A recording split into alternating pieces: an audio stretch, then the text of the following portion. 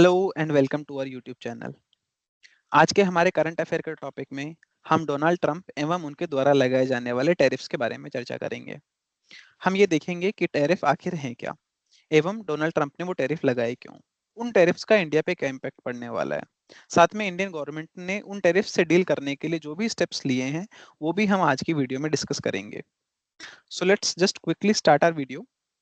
सबसे पहले हम ये देख लेते हैं कि आखिर टैरिफ होते क्या हैं। टैरिफ आखिर है क्या, जिसके ऊपर आज का पूरा चर्चा का विषय है। टैरिफ बेसिकली एक कस्टम ड्यूटी है। कस्टम ड्यूटी किसी भी गवर्नमेंट द्वारा विदेश से आने वाली वस्तुओं या सेवाओं पर लगाया जाता है। जब भी हम विदेश से कोई सामान खरीदते हैं तो गवर्नमेंट द्वारा उसके ऊपर कुछ टैरिफ लगाया जाता है या टैक्स लगाया जाता है, उसे ही हम टैरिफ के नाम से जानते हैं। ये डिफरेंट डिफरेंट कंट्रीज में customs duty, duty, impose, import duty, इन नामों से भी जाना जाता है। पर सिंपलिसिटी के लिए इसे टैरिफ के तौर पे अधिक मान्यता प्राप्त है।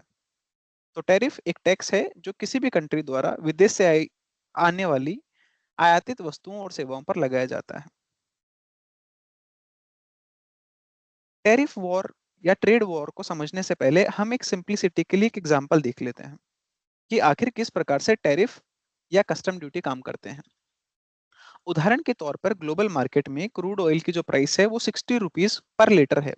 देखिए, ग्लोबल मार्केट में जो प्राइसेस है वो डॉलर में होती हैं, बट हम समझने के पर्पज से उसे रुपये में कन्वर्ट करके देख रहे हैं। हम अगर माने कि ग्लोबल मार्केट में क्रूड ऑयल के 1 लीटर की प्राइस 60 रुपए है और जब वो क्रूड ऑयल इंडिया में आता है तो इंडियन गवर्नमेंट द्वारा उसके ऊपर 50% टैरिफ लगा दिया जाता है। यानी कि 30 रुपए गवर्नमेंट ऑफ इंडिया के द्वारा उस 60 रुपए के 1 लीटर क्रूड ऑयल के ऊपर लगा दिए जाते हैं। इस वजह से क्या होता है कि वो इंडियन मार्केट में वो जो क्रूड ऑयल का 1 लीटर है वो 90 रुपए में मिलता है हमें, क्योंकि उस पर 30 रुपए गवर्नमेंट ऑफ इंडिया ने लगा दिए और 60 रुपए उसकी ग्लोबल मार्केट से इम्पोर्ट की प्राइस थी। तो इन जनरल हमें वो मार्केट में 90 रुपए का प्राप्त होता है, ना कि 60 रुपए का। उसमें 60 रुपए क्रूड ऑयल की प्राइस है एवं 30 रुपए टैरिफ है। तो ये जो 30 रुपए है ये वो टैरिफ है जो कि गवर्नमेंट ऑफ इंडिया ने लगाया है और इसी की हम चर्चा कर रहे हैं आज।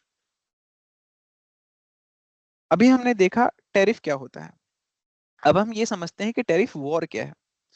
हम पिछले एग्जाम्पल में अगर देखें तो गवर्नमेंट ऑफ इंडिया ने 50% टैरिफ लगाया था। अब अगर यही टैरिफ गवर्नमेंट ऑफ इंडिया 200% कर दे तो उस केस में क्या होगा।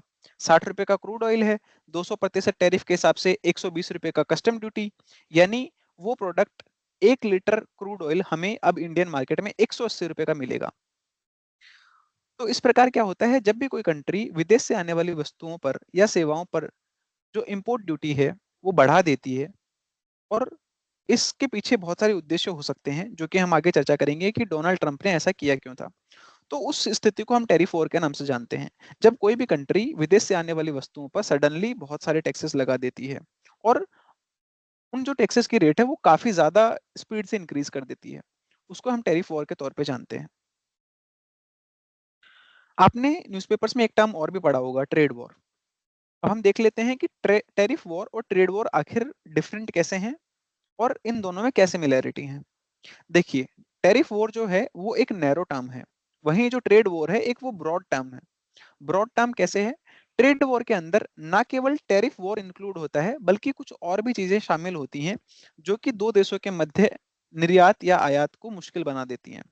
उदाहरण के तौर पर, यदि किसी भी कंट्री द्वारा विदेश से आने वाली वस्तुओं पर रेस्ट्रिक्शन लगा दिए जाएं कि अब से ये वस्तु विदेश से नहीं खरीदी जाएगी, केवल डोमेस्टिक मार्केट से ही परचेज की जाएगी, या कोटा लगा दिया जाए। कोटा का मतलब है, पहले हम अनलिमिटेड वस्तुएं विदेश से खरीद रहे थे, अब हम एक सर्टेन क्वांटिटी ही विदेश से खरीदेंगे, इसे हम कोटा कहते हैं।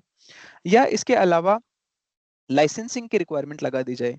पहले कोई भी प्रोडक्ट को विदेश से मंगवाने से पहले किसी भी प्रकार के लाइसेंस की जरूरत नहीं पड़ती थी, परंतु अब अगर गवर्नमेंट कह देती है कि आपको आगे से लाइसेंस की जरूरत पड़ेगी। तो इस प्रकार के कुछ विषय हैं जिनको अगर टैरिफ में जोड़ दिया जाए तो वो एक ट्रेड वॉर का रूप ले लेता है। तो वर्तमान समय में जो डोनाल्ड ट्रंप की जो नीतियां हैं वो न केवल टैरिफ वॉर की हैं बल्कि वो ट्रेड वॉर की हैं, क्योंकि उन्होंने नैनो चिप्स जैसी वस्तुओं, डिफेंस मटेरियल्स पे भी रेस्ट्रिक्शन लगाया था। तो इस प्रकार हम देख सकते हैं कि वो वर्तमान जो समय है वो ना केवल एक टैरिफ वॉर का है बल्कि एक ट्रेड वॉर का है।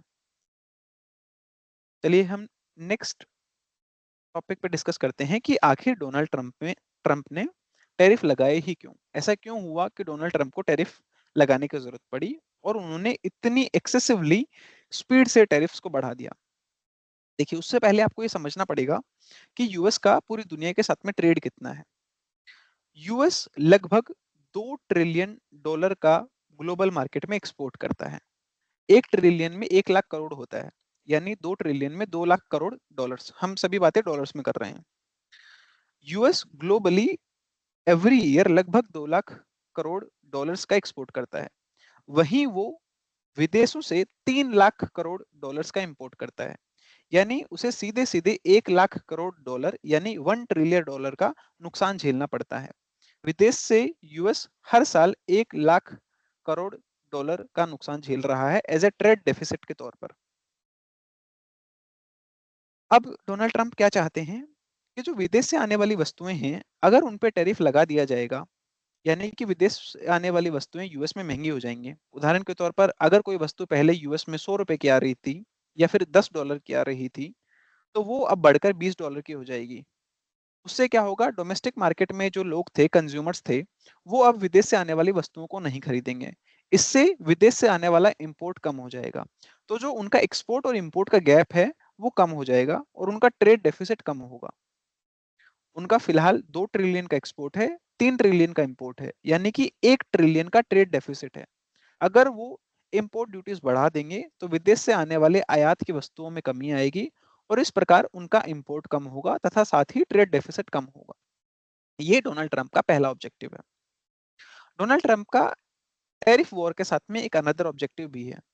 वो ये चाहते हैं कि यदि यूएसए द्वारा विदेशों से आने वाली वस्तुओं पर इंपोर्ट ड्यूटी लगाई जाएगी, तो विदेशों से विदेशी कंट्रीज पर, उनके गवर्नमेंट्स पर यह दबाव बनेगा कि वो यूएस से आने वाली वस्तुओं पर इंपोर्ट की ड्यूटी को कम कर दें।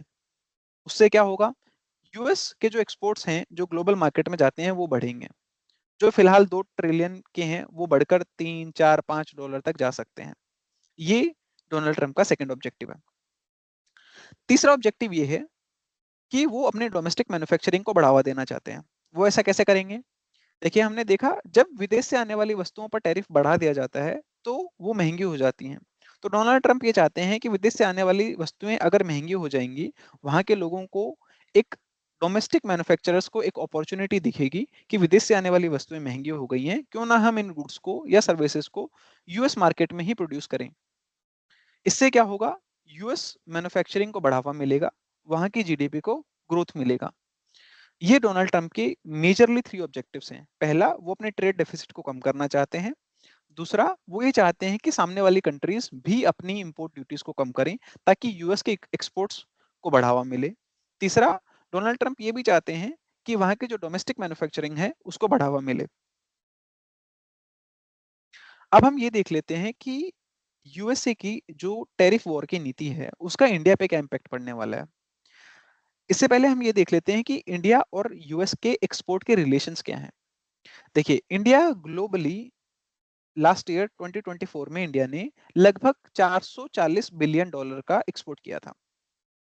उसमें से लगभग 20% जो एक्सपोर्ट है हमारा वो यूएस को जाता है, यानी कि लगभग $87 बिलियन का जो हमारा एक्सपोर्ट है वो केवल और केवल यूएसए को जाता है। तो यूएस का जो मार्केट है वो इंडिया के एक्सपोर्ट्स के लिए काफी एक लुक्रेटिव मार्केट है। अगर यूएसए इंपोर्ट ड्यूटीज को बढ़ा देता है तो हमारे जो एक्सपोर्ट्स हैं जो यूएस को जाते हैं वो काफी महंगे हो जाएंगे और यूएस के लोग हमारे एक्सपोर्ट्स को नहीं खरीदेंगे। तो ये हमारे ऊपर सबसे मेजर नेगेटिव इम्पैक्ट आने वाला है कि हमारे एक्सपोर्ट्स जो यूएस को पहले जा रहे थे वो अब महंगे हो जाएंगे और उन एक्सपोर्ट्स की वैल्यू में अब कमी आएगी। वहां के लोग हमारे एक्सपोर्ट्स को कम प्रेफर करेंगे। सेकंड सेकंड इम्पैक्ट ये आएगा कि जो हमारी जीडीपी है वो एक्सपोर्ट्स पर भी निर्भर करती है। अगर आप जीडीपी का फॉर्मूला देखेंगे, इट इज C+I+G+X-M। सो जो एक्स है हमारा वो एक्सपोर्ट है। यदि एक्सपोर्ट्स कम हो जाएंगे तो हमारी जीडीपी की ग्रोथ रेट है वो ऑटोमेटिकली कम हो जाएगी। आरबीआई गवर्नर ने भी थोड़े दिन पहले एक स्टेटमेंट दिया था कि हमारी जो जीडीपी ग्रोथ रेट का जो फोरकास्ट है वो कम करके 6.5% कर दिया गया है। इसका एक पीछे का एक मेजर रीजन यूएस द्वारा लगाए गए टैरिफ्स भी हैं। तीसरा जो इम्पैक्ट इंडिया पर आने की संभावना है वो है चाइनीज गुड्स का इंडिया में डंप किया जाना। अब देखिए हम ये समझ लेते हैं कि चाइना इंडिया में गुड्स को डंप करेगा क्यों। यूएस ने न केवल इंडिया पे टैरिफ लगाए हैं बल्कि यूएस ने चाइना पे भी टैरिफ लगाए हैं। चाइना हर साल लगभग $450 बिलियन का यूएस को एक्सपोर्ट करता है गुड्स का। अब अगर यूएस में चाइनीज गुड्स महंगी हो जाएंगी तो चाइना को एक ऑल्टरनेट मार्केट ढूंढना पड़ेगा अपने गुड्स को एक्सपोर्ट करने के लिए। तो ऐसी परिस्थिति में क्या होता है कि चाइना अब इंडिया की तरफ अपने गुड्स को एक्सपोर्ट करने का सोचेगा। अब वो अपने गुड्स को एक्सपोर्ट सस्ते रेटों पे इंडिया में करेगा तो इंडियन मार्केट में उन गुड्स की बाढ़ आ जाएगी और हमारे जो डोमेस्टिक मैन्युफैक्चरर हैं उनको चाइनीज गुड्स से कंपटीशन झेलना पड़ेगा और नुकसान होगा उनको। ये हमारे लिए तीसरा सबसे बड़ा नेगेटिव इम्पैक्ट है। तो हमने इंडिया के इम्पैक्ट्स में देखा कि हमारे एक्सपोर्ट्स को नुकसान होने की संभावना है। दूसरा, हमारी जीडीपी ग्रोथ रेट की कम होने की संभावना है। तीसरा, चाइनीज गुड्स का इंडिया में डंप होने की संभावना और अधिक बढ़ जाती है। अब हम देखते हैं कि इंडियन गवर्नमेंट ने या आरबीआई ने इन चीजों से निपटने के लिए क्या उपाय किए हैं। सबसे पहला उपाय जो आरबीआई ने किया है वो है रेपो रेट को कम करना। Sorry, I think there is a spelling mistake. Reduced repo rate. RBI ने इस साल 1% से रेपो रेट को गिराया है। रेपो रेट क्या होती है? रेपो रेट एक रेट है जिसपे आरबीआई बैंक्स को लोन देता है। यदि आरबीआई सस्ते रेटों पर बैंक को लोन देगा तो बैंक आगे मैन्युफैक्चरिंग कंपनीज को सस्ते दामों पर लोन दे पाएंगे।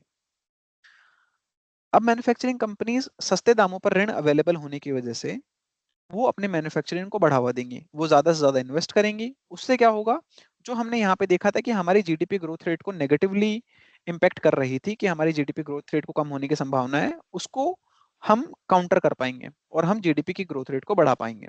ये हमारा पहला ऑब्जेक्टिव था, रेपो रेट को कम करने का। ये हमने आरबीआई ने इम्पैक्ट लिया। उसके साथ ही दूसरा जो हमारे एफर्ट्स थे वो थे trade deal with UK. Indian government ने यूनाइटेड किंगडम के साथ में एक ट्रेड डील साइन की है जिसका उद्देश्य है 2030 तक हमारे जो एक्सपोर्ट्स हैं वहां जो यूके को जाते हैं उनको डबल करना। तो इंडियन गवर्नमेंट ने एक एक्सपोर्ट मार्केट को डाइवर्सिफाई करने की कोशिश की है, जिसमें हम चाहते हैं कि जो गुड्स और सर्विस हम पहले यूएस को भेज रहे थे वो उसका कुछ पार्ट हम अब हम यूके को भेज पाए, ताकि हमारे जो एक्सपोर्ट हैं जो नेगेटिवली इम्पैक्ट होने वाले थे उनको एक ऑल्टरनेट मार्केट मिले। तीसरा, हम यूएस गवर्नमेंट के साथ में भी एक नेगोशिएशन कर रहे हैं कि हम एक म्यूचुअली डिसाइड की हुई रेट पर टैरिफ लगा पाए।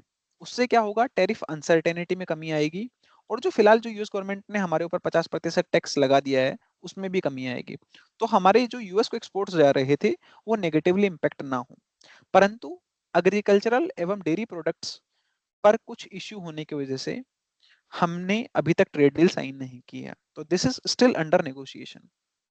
फोर्थ, इंडियन गवर्नमेंट ने कैपिटल एक्सपेंडिचर को बढ़ाने के भी काफी प्रयास किए हैं। कैपिटल एक्सपेंडिचर को बढ़ाने से क्या होता है कि क्राउड इन इम्पैक्ट आता है। क्राउड इन इम्पैक्ट से मेरा मतलब है, यदि हम road, railway, infrastructure, highways, ports, इनको अगर बूस्ट करते हैं, इनकी क्वालिटी को बढ़ाते हैं, तो उससे हमारे मैन्युफैक्चरिंग सेक्टर को भी बढ़ावा मिलता है। उससे ट्रांसपोर्ट की कॉस्ट कम हो जाती है, डोमेस्टिक मार्केट में गुड्स और सर्विस इजीली अवेलेबल होते हैं और हमारी एक्सपोर्ट कॉम्पिटिटिवनेस भी बढ़ जाती है। अगर आपने इस साल का बजट पढ़ा है तो 2025 के बजट में गवर्नमेंट ऑफ इंडिया ने लगभग 11 लाख करोड़ का कैपिटल एक्सपेंडिचर का प्रावधान रखा। तो इसके पीछे भी एक बड़ा ऑब्जेक्टिव यही था कि हमारे जीडीपी ग्रोथ रेट को बढ़ाया जाए। उसके अलावा आरबीआई ने ओपन मार्केट ऑपरेशन ओएमओ भी कंडक्ट किए। ओएमओ क्या होते हैं? ओएमओ के अंदर अंदर आरबीआई मार्केट में गवर्नमेंट सिक्योरिटीज को सेल करती है, सॉरी गवर्नमेंट सिक्योरिटीज को बाई करती है, ताकि वो मार्केट में पैसा इन्फ्यूज कर पाए। आरबीआई पब्लिक से, बैंकों से गवर्नमेंट सिक्योरिटीज बाई कर लेती है और उन्हें पैसा दे देती है। उससे क्या होता है, मार्केट में लिक्विडिटी बढ़ जाती है और इन्वेस्टमेंट की अपॉर्चुनिटीज भी बढ़ जाती हैं। उससे मार्केट में और अधिक जीडीपी ग्रोथ रेट की प्रोस्पेक्ट्स आ जाते हैं। तो ये कुछ एफर्ट्स थे जो इंडियन गवर्नमेंट ने लिए थे। चलिए मैं आपको एक बार क्विक रिवीजन दे देता हूँ। What is tariff? Tariff is a tax which is imposed by government on imports. Second, हमने एक एग्जांपल देखा कि किस प्रकार टैरिफ विदेश से आने वाली वस्तुओं और सेवाओं को प्रभावित करते हैं और किस प्रकार अगर इनको बढ़ा दिया जाए तो वो एक इंपोर्ट के लिए बैरियर क्रिएट कर देते हैं। फिर हमने देखा टैरिफ वॉर और ट्रेड वॉर में क्या डिफरेंस होता है। फिर हमने देखा कि यूएस ने आखिर टैरिफ वॉर जैसे मेजर्स क्यों लिए। फिर हमने देखा इन टैरिफ वॉर से रिलेटेड जो मेजर्स यूएस ने लिए उसका इम्पैक्ट इंडिया पे क्या पड़ता है। उसके पश्चात हमने देखा कि इंडियन गवर्नमेंट ने इन चीजों से निपटने के लिए क्या-क्या उपाय किए हैं। Thank you so much. If you liked our video, please subscribe to our channel. We have two channels. One is CA Anuj Kumar Gupta and second is Gurukul RAS. Thank you so much. See you soon in the next video.